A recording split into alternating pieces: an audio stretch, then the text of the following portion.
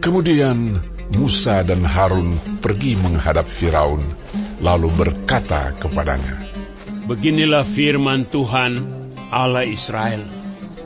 Biarkanlah umatku pergi untuk mengadakan perayaan bagiku di padang gurun."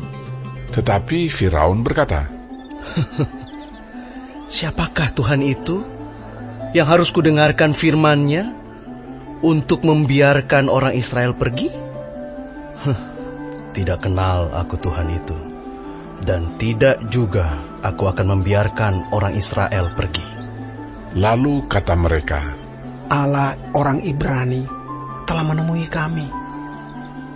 Izinkanlah kiranya kami pergi ke padang gurun 3 hari perjalanan jauhnya untuk mempersembahkan korban kepada Tuhan Allah kami, supaya jangan nanti mendatangkan kepada kami penyakit sampar atau pedang."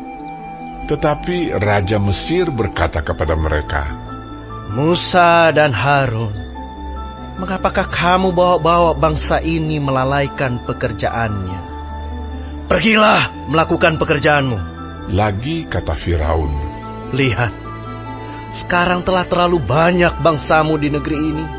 Masakan kamu hendak menghentikan mereka dari kerja paksanya?" Pada hari itu juga Firaun memerintahkan kepada pengerah-pengerah bangsa itu dan kepada mandur-mandur mereka sendiri, "Tidak boleh lagi kamu memberikan jerami kepada bangsa itu untuk membuat batu bata seperti sampai sekarang. Biarlah mereka sendiri yang pergi mengumpulkan jerami. Tetapi jumlah batu bata yang harus dibuat mereka sampai sekarang, bebankanlah itu juga kepada mereka, dan jangan menguranginya, karena mereka pemalas. Itulah sebabnya mereka berteriak-teriak, 'Izinkanlah kami pergi mempersembahkan korban kepada Allah kami.' Pekerjaan orang-orang ini harus diperberat, sehingga mereka terikat kepada pekerjaannya, dan jangan mempedulikan perkataan dusta."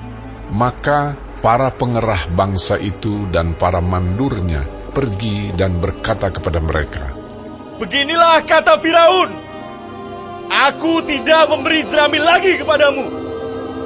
Pergilah kamu sendiri mengambil jerami, dimanapun kamu mendapatnya. Tetapi pekerjaanmu sedikit pun tidak boleh kurang." Lalu berseraklah bangsa itu ke seluruh tanah Mesir untuk mengumpulkan tunggul gandum sebagai pengganti jerami. Dan pengerah-pengerah itu mendesak mereka dengan berkata, "Selesaikan pekerjaanmu, yaitu tugas sehari, seperti pada waktu ada jerami." Lalu pengerah-pengerah Firaun memukul mandur-mandur Israel yang mereka angkat sambil bertanya, "Mengapakah kamu pada hari ini tidak menyelesaikan jumlah batu bata yang harus kamu buat seperti kemarin?"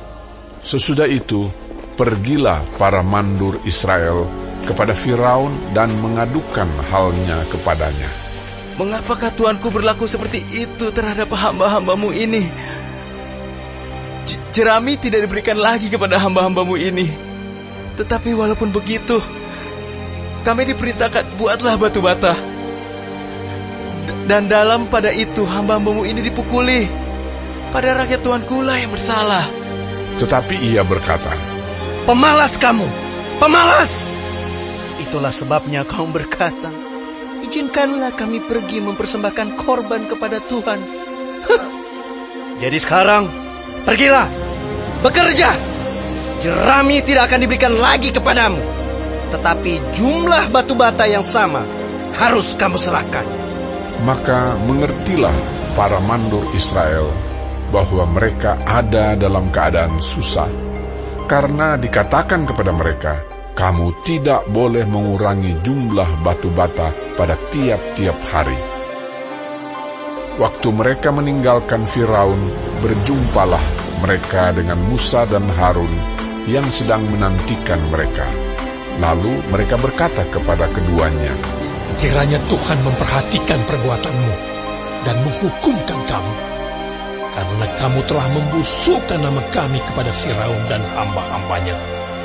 Dan dengan demikian kamu telah memberikan pisau kepada mereka untuk membunuh kami." Lalu Musa kembali menghadap Tuhan, katanya, "Tuhan, Mengapakah kau perlakukan umat ini begitu bengis? Mengapa pula aku yang kau utus? Sebab sejak aku pergi menghadap Firaun untuk berbicara atas namamu, dengan jahat diperlakukannya umat ini, dan engkau tidak melepaskan umatmu sama sekali. Tetapi Tuhan berfirman kepada Musa, "Sekarang engkau akan melihat apa yang akan kulakukan kepada Firaun. Sebab dipaksa oleh tangan yang kuat, ia akan membiarkan mereka pergi.